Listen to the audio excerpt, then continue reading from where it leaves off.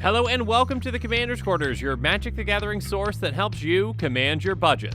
This show and episodes like this one are possible thanks to viewers like you. If you're looking for an easy way to help support this show, make sure that you like, share, and subscribe. Also, hit that bell notification icon so you don't miss any new episodes. You can also go check out our playmats and other merchandise at thecommandersquarters.com. Another easy way to support this show is with our TCG player affiliate links. So whether you're buying a deck or individual cards, you can use this general link right here or one in the description. And the final way that you can support this show is by supporting us directly by becoming a patron. There are many benefits to being a patron, and I truly couldn't do this without all their support. Hey everyone, Mitch coming in for the Commander's Quarters studio. Welcome to the show. So the final day of Strixhaven spoiler season is here. Okay, technically next week there are the Commander decks from Strixhaven that are being spoiled, but for the main set, this is the last day of spoilers. So I'm excited to see the final spoilers of the set, and if you haven't seen my episodes from yesterday, make sure you check those out. Like this one that asked the question, is this mono white card draw? So make sure you check that episode out to see my opinion on Secret Rendezvous. And make sure you also check out the very first XXX sorcery, Crackle with Power. But this episode's going to be on something completely different, a very exciting, unique commander from Silverquill. So get ready, because it's time to duel!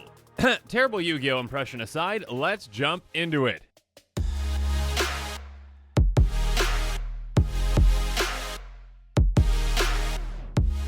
So this quick take is going to be on Killian Inc. Duelist. Killian is a 2/2 human warlock with lifelink and menace for white-black. He has spells you cast that target a creature cost 2 less to cast. So this is cost reduction on an Orzhov commander, which is something that I'm not sure that we have ever seen.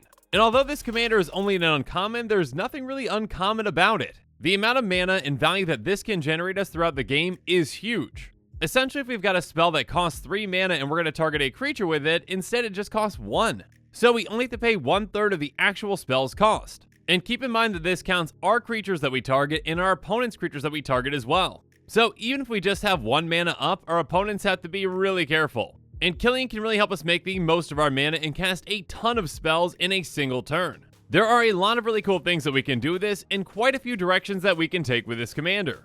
You can go Spellslinger, you can go Voltron, you can go Enchantress, etc, etc. Again, that cost reduction allows you to do a lot more in a single turn.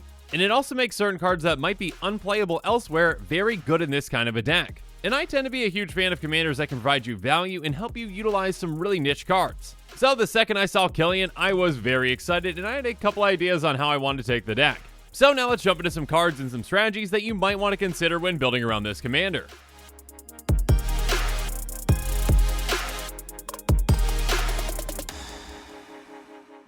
So my first thought was cards that cantrip and target a creature like these auras. Unquestioned Authority says enchant creature when it enters the battlefield, draw a card, enchanted creature has protection from creatures. And again, a card like this normally costs 3 mana, but with this commander, it's only going to cost us 1. So it's a 1 mana cantrip that permanently protects a creature from other creatures. That's huge. And again, by cantripping, we can draw into more cards that can cantrip further and get more things out, etc, etc. Now, keep in mind, while this really can work with a Voltron strategy, I personally would probably build it in a different direction. I'd still be utilizing these auras, but I'd probably be targeting other creatures, and we'll talk about some creatures that we might want to target later. We want to keep Killian on the field and not make him a huge target. But one aura that can help protect him from certain things is Pentarch Ward. Enchanted creature has protection from the chosen color. This effect doesn't remove Pentarch Ward. Now, with this one though, be careful if you choose white or black with this deck. And even a card like Grisly Transformation can be effective in this deck. When it enters the battlefield, we draw a card, and enchanted creature has Intimidate. Again, this card is basically unplayable elsewhere.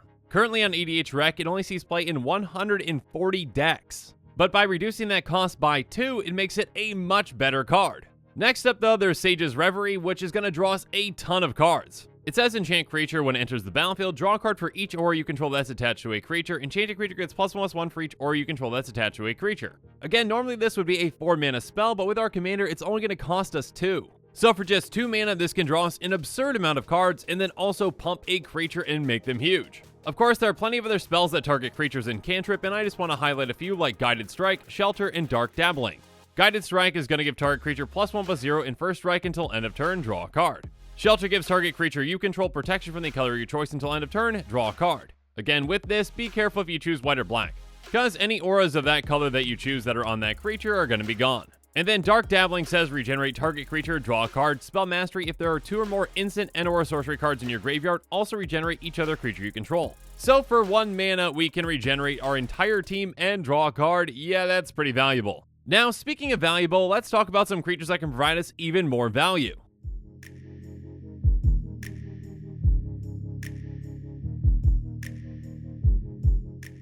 First up, let's talk about some Enchantress-type creatures with Mace Enchantress, Shram, and Core Spirit Dancer. Mace Enchantress says whenever you cast an enchantment spell, you may draw a card. Shram says whenever you cast an aura, equipment, or vehicle spell, draw a card. And Core Spirit Dancer gets +2/+2 for each aura attached to it, and whenever you cast an aura spell, you may draw a card. So with any of these in play, every single time we cast one of our cantripping auras, we're going to be drawing 2 cards instead of 1. The amount of value that these can provide us in combination with our commander is absolutely absurd. And Core Spirit Dancer can be an incredibly heavy hitter and a fantastic target for our auras. With the amount of auras that we can attach to it, we can get it huge in absolutely no time. But another value generator that we might want to consider is Furia, Judge of Valor. Furia has, whenever you cast your second spell each turn, look at the top 3 cards of your library, put one of them in your hand and the rest in your graveyard. With our commander's cost reduction, we're easily going to be able to cast a lot of spells in a single turn. And every single time we cast that second one, we gain even more value grabbing something off the top of our deck. But some other kinds of creatures that you probably want to consider are ones that have Heroic. Agent of the Fates has Heroic, and it says whenever you cast a spell that targets it, each opponent sacrifices a creature. Yeah, with this in play, our opponents are going to have an incredibly hard time keeping any creatures on the board. We just keep targeting it and cantripping and targeting it and cantripping, and you see where this is going. And then Falnex Leader has Heroic. Whenever you cast a spell that targets it, put a +1/+1 counter on each creature you control. So this can grow our entire team and make them even deadlier. And speaking of deadly, there's Fabled Hero, which has Double Strike, and whenever you cast a spell that targets it, put a +1/+1 counter on it. So thanks to Double Strike, it doesn't take too many targets to make this thing hit incredibly hard. And of course, there are plenty of other creatures out there that have Heroic or that want you to target them, but I just want to highlight a few. So make sure you're on the lookout for other ones as well.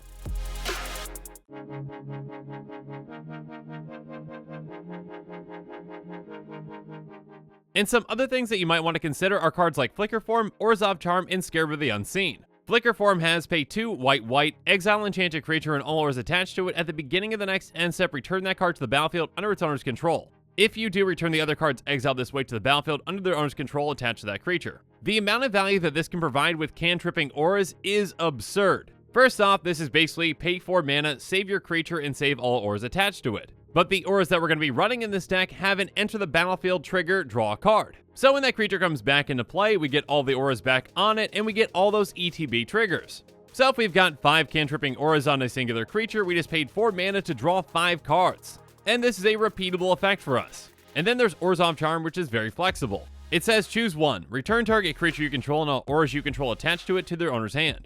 Or destroy target creature and you lose life equal to its toughness.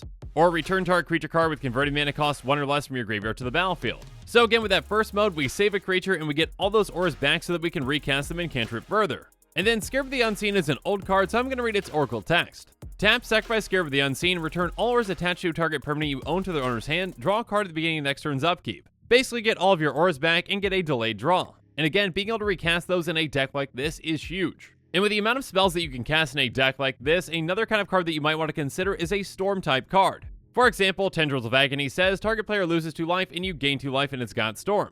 So when you play this spell, you copy for each spell played before this turn, you may choose new targets for the copies. Another Storm card that can be helpful in this kind of a deck is Astral Steel, which says target creature gets +1/+2 until end of turn, Storm. And a new somewhat stormy card that is focused on instants and sorceries is Show of Confidence. It says when you cast this spell, copied for each other instant and sorcery spell you've cast this turn, you may choose new targets for the copies, put a +1/+1 counter on target creature, it gains vigilance until end of turn.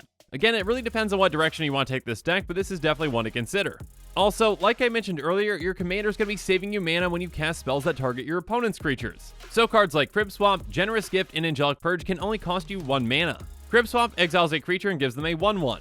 Generous Gift destroys target permanent, its controller creates a 3/3 elephant. And then Angelic Purge makes you sacrifice a permanent, but then you exile target artifact, creature, or enchantment. Now keep in mind with those last two that you're only getting that cost reduction if you are targeting a creature. And some last types of cards to consider are going to be ones like Dregs of Sorrow and Retether. Dregs of Sorrow says destroy X target non-black creatures, draw X cards. So this is a flexible spell that can get rid of a good amount of creatures, but also draw you a lot of cards. And then a card like Retether can be huge in a deck like this when it's built around auras. It says return each aura card from your graveyard to play, only creatures can be enchanted this way.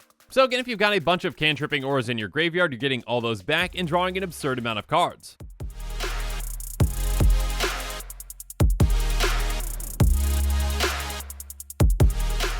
But now it's time for me to wrap things up and give you my final thoughts on this commander. I really like the unique design of this Orzhov commander. Again, cost reduction for spells is not something that we typically see in Orzhov.